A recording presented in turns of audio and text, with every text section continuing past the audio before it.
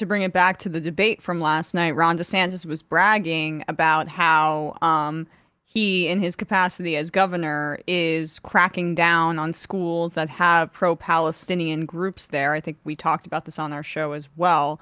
And saying we're going to cut off funding because these pro-Palestinian groups are providing material support to Hamas, like Yeah. alleging that these student groups, probably 10 people in a frickin' drum circle or whatever, are funneling money for terrorism. It's absolutely unhinged. Yeah, I'm actually working on a second piece right now, specifically around material support for terrorism and how that's being utilized right now.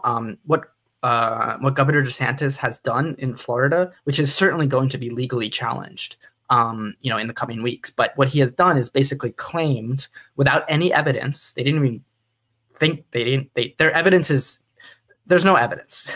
I mean, Yeah. I'll explain what it is. I mean, but he's directed public universities in Florida that have Students for Justice in Palestine chapters to be disbanded because they are in violation of material support to terrorism laws. Now, it's ludicrous on a lot of levels. One is that material support to terrorism is a crime.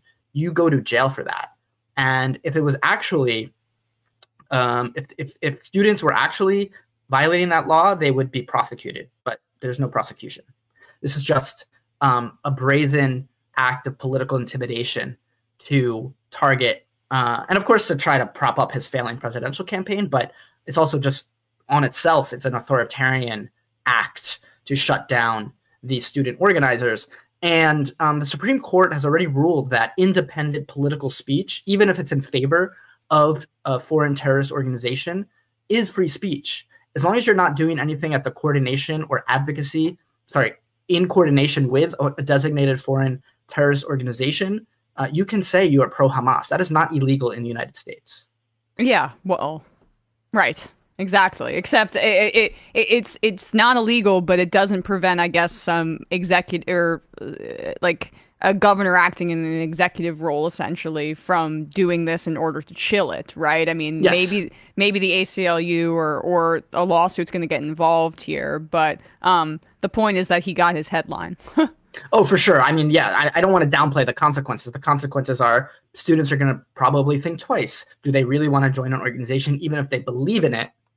If they get risk, if the risk is being tagged as a terrorist, which is obviously a deeply stigmatizing label still in the United States.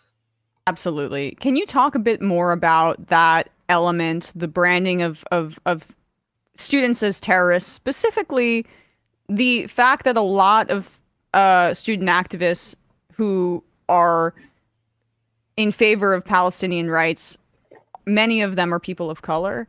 And it brings up these kinds of, I think, this obvious example of what the efforts to tamp down on dissent are really about, and how deeply racist the label is of terrorist sympathizer or terrorist, kind of just being applied once again, as it had been during the war on terror, which Biden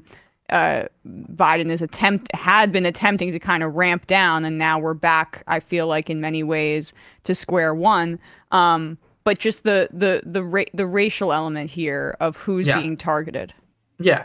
I mean, totally. I mean, it's overwhelmingly people of color that are being targeted, and it's not only people of color. I mean, there are Jews that organize with students, white Jews, I should say. Not all Jews are white, but in the United States, the majority are. White Jews. There's plenty of white Jews that are organizing with Students for Justice in Palestine. There's plenty of white people that aren't Jewish organizing with Students for Justice in Palestine. But I would venture to guess that many people, if probably the majority, I mean, there's no stats out there, are, in SJP chapters are people of color. And when they get, the sort of, because of the sort of, I mean, the term terrorism is no longer a neutral term to describe, political, non-state political violence, right? It's turned into this racialized term that indiscriminately targets Muslims, Arabs, and other people of color. And if you tag them as terrorists, that opens up all sorts of consequences, which, surveillance, investigations, investigations into whether they're here, whether they're whether the immigration status is in line with U.S. law. So I mean that's another danger of these kinds of accusations. It's like even if the material support for terrorism can't be proved, once you turn the state onto these individuals, they can find something that could be used to prosecute you, which has been done in the past. But I think I mean another thing to say is like there's no monolithic person of color like opinion on Israel-Palestine, but many people of color, particularly those in young people of color in the Democratic Party, view Israel-Palestine through a lens of basically through a racial lens. Basically, they see one group of people, Israeli Jews, dominating another group of people, Palestinians, and they say, "Whoa, I recognize this in the United States because my life has been impacted by white supremacist structures in the United States."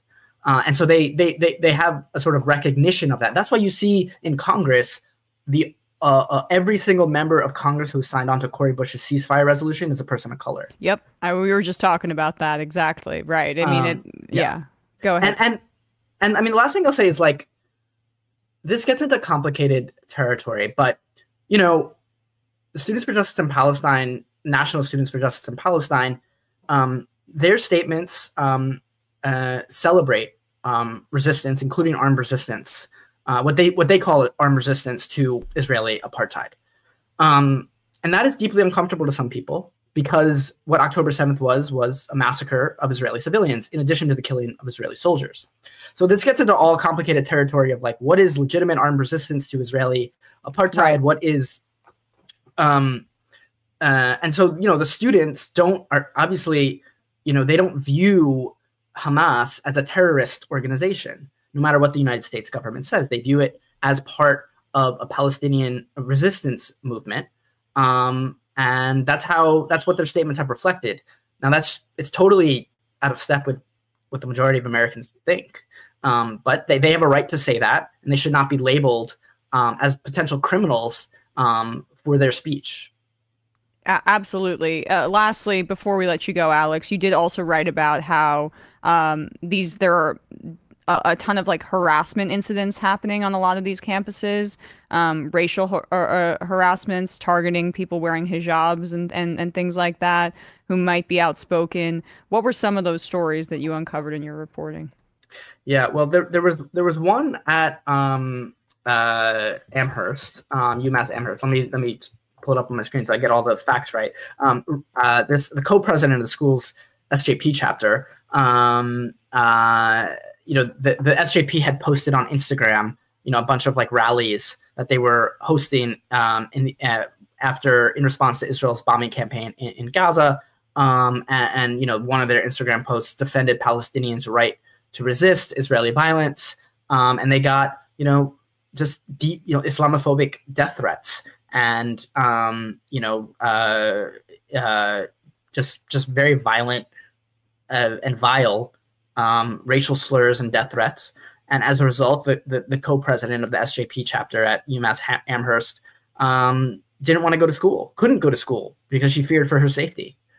At Columbia, students told me that they've seen Muslim women's hijabs being ripped off, people's kufiyas, the sort of scarf that many Palestinians wear as a national symbol, being ripped off, and also getting death threats.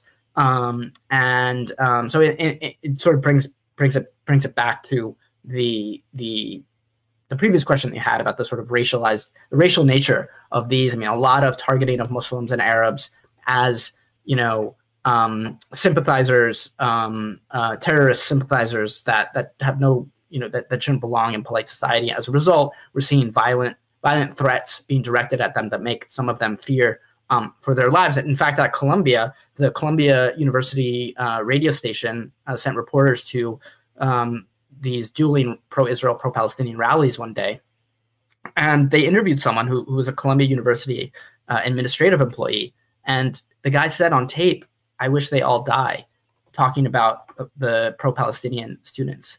That's just an example of the climate that a lot of these students are experiencing, and they're quite scared. Of course, there's also a parallel of Jewish students feeling afraid, Yes.